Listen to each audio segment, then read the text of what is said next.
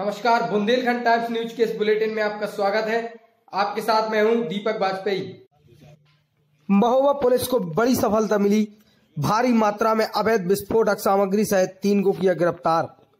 आपको बता दें कि एसपी के निर्देश पर सीओ सिटी के नेतृत्व में क्राइम ब्रांच शहर कोतवाली पुलिस व कबरई थाना पुलिस द्वारा संयुक्त छापेमारी के दौरान अलग अलग जगहों से करीब 80 क्विंटल अमोनियम नाइट्रेट, 4400 अदद जिलेटिन छड़ व 970 इलेक्ट्रॉनिक डेटोनेटर बरामद किए गए।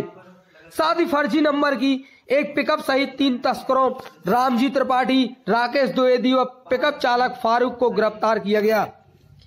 एसपी कुंवर अनुपम सिंह ने पुलिस टीमों को मिली कामयाबी की जमकर सराहना की तथा 10,000 रुपए का नकद इनाम व प्रशस्ति पत्र देने की घोषणा की। इसके अलावा एसपी ने कहा कि सभी विस्फोटक माफिया को चिन्हित कर उनके खिलाफ सख्त कार्रवाई की जाएगी और आगे भी ऐसी ही कार्रवाई होती रहेगी।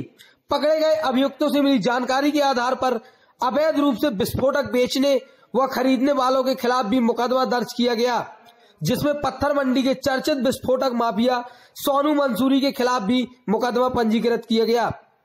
पुलिस अधीक्षक की सख्ती से विस्फोटक माफियाओं में हड़कंप मचा हुआ है और कई नामचीन विस्फोटक माफिया एसपी की रडार पर हैं। पुलिस अधीक्षक ने जिन्हें चिन्हित कर सख्त कार्रवाई की बात कही है। बड़ी संख्या में जो पहाड़ है उन पहाड़ों को तोड़ने और उनसे गिट्टी बनाने का जो कारोबार है, समय समय पर ऐसी बातें सामने आती रहती हैं कि इनमें अवैध विस्फोटकों का इस्तेमाल होता है, अवैध कारोबार होता है विस्फोटकों का, प्रतिबंधित सामग्री का भी।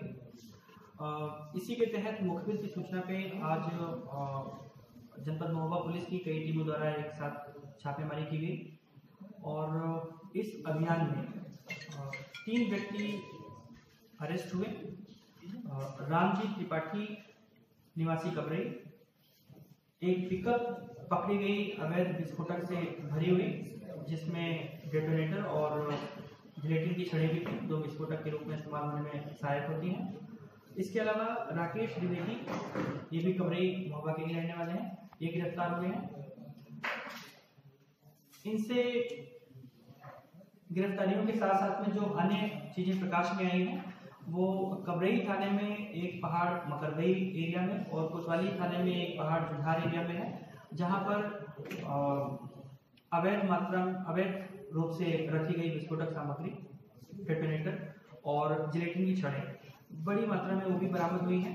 पूछताछ में ये स्पष्ट हुआ कि ये अवैध विस्फोटकों का व्यापार करने वाला, परिवहन करने वाला एक गैंग है जो संगठित रूप से इस कारोबार में लिप्त है।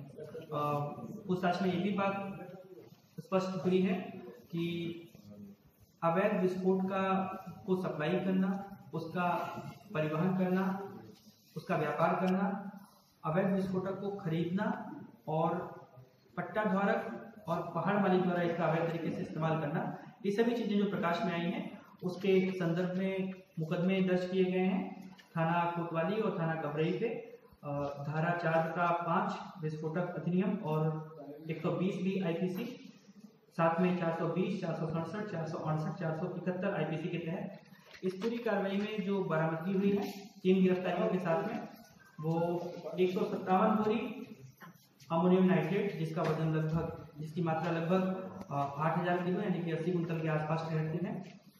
इसके अलावा 4400 अदद 4400 अदद जो जिलेटिन की छड़ें मिली हैं और 970 अदद डेटोनेटर मिले हुए हैं और एक गाड़ी पिकअप बरामद हुई है जिस पर गाड़ी का नंबर गलत अंकित था और वो गलत तरीके से कारोबार में लिप्त थी। पूरी बात जो स्पष्ट हुई है अभी तक उसमें एक अपराधी पूर्व से भी अवैध विस्फोटकों के कारोबार में संलिप्त रहा है, राकेश द्विवेदी नाम का।